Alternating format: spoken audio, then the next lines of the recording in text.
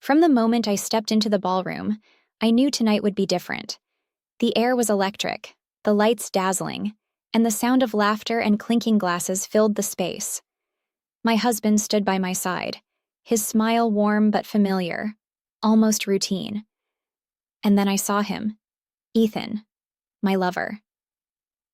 The world seemed to blur around him as our eyes met across the room, a silent connection that sent a shiver down my spine. It wasn't supposed to be like this.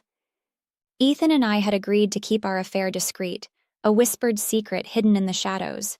But tonight something inside me shifted. I was tired of pretending, of suppressing the fire that burned whenever he was near.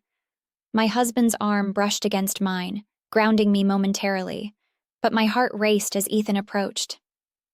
"Maya," Ethan said, his voice low and intoxicating. "You look stunning tonight." I smiled, my cheeks flushing, but the guilt tugged at me. My husband, oblivious to the storm brewing within me, was busy chatting with a colleague. Ethan's presence was magnetic, his confidence and charm irresistible. I felt the pull, the unspoken invitation in his gaze, and for the first time, I didn't resist. As the music swelled, couples began to move to the dance floor. My husband turned to me, his hand extended. "Shall we?" he asked, his smile gentle. I hesitated, my eyes flickering to Ethan, who stood a few feet away. "Actually," I said, my voice steady but firm, "I think I'd like to dance with Ethan."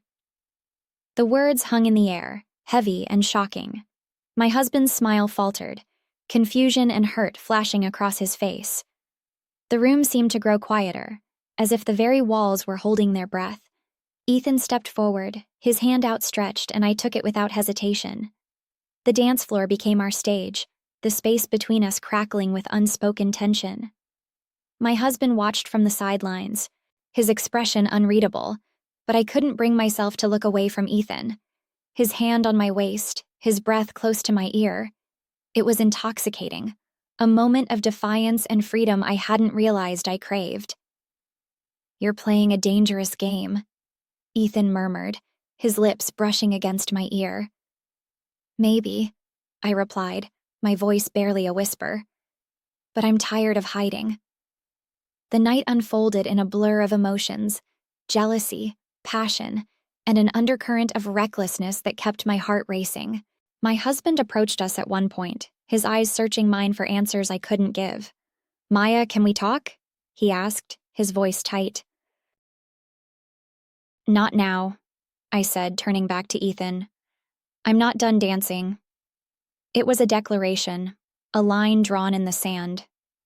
For years, I had played the role of the dutiful wife, suppressing my desires and conforming to expectations. But tonight, I chose to reclaim a part of myself that had been buried beneath the weight of obligation. The aftermath was as chaotic as I'd anticipated. My husband's anger was palpable, his questions relentless. "How could you do this to me?" he demanded, his voice trembling with a mix of rage and pain. I didn't have an answer, at least not one that would satisfy him. "I'm sorry," I said, my voice soft but unapologetic. "But I couldn't keep living a lie."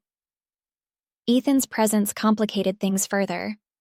He stood by my side, unapologetic and confident, a stark contrast to my husband's vulnerability. The room buzzed with whispers, the scandal of the evening unfolding before everyone's eyes. But I felt oddly liberated, as if a weight I hadn't even realized I was carrying had been lifted.